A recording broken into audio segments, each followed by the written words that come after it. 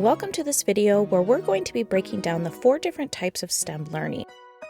If you're not familiar with the STEM term, it stands for science, technology, engineering, and math, and it's an educational approach that can integrate these subjects to foster innovation and critical thinking.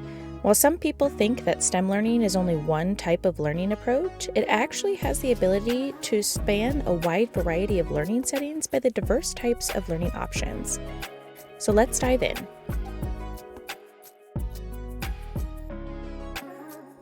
STEM, which is learning the core subjects through hands-on activities. When most people think about STEM education, this might be the first thing that comes to mind, where kids are engaging in hands-on experiences that focus on the individual subjects of science, technology, engineering, and math. These tend to be classic experiments or projects like building a volcano in science or coding a simple program in technology. The goal here is to get kids practical exposure to STEM concepts in isolation so they can understand each subject before diving into more complex integrations.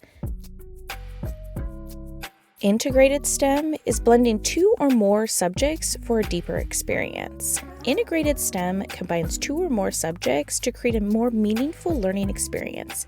Imagine a robot, which is technology, to help solve math problems, or designing a science experiment that requires engineering structure to gather data. This approach to STEM shows kids that STEM fields aren't isolated. In the real world, science, technology, engineering, and math work together to solve complex problems. Engineering design, which is structured problem solving at its best. STEM activities that involve the engineering design process teach kids to approach challenges in a structured way. They define a problem, imagine potential solutions, plan and build a prototype, and test their solutions. This process is often used in engineering and technology projects, but can be applied to any STEM challenge. This step-by-step problem-solving method helps kids develop resilience and persistence. They learn that failure is part of the process, and each failure brings them closer to success. It's also a powerful lesson on innovation and critical thinking.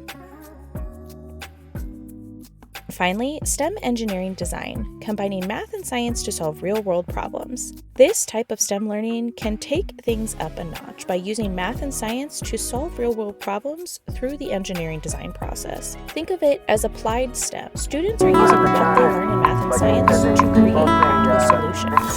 The STEM engineering design builds on students' understanding of individual subjects to apply knowledge to complex, often open-ended problems.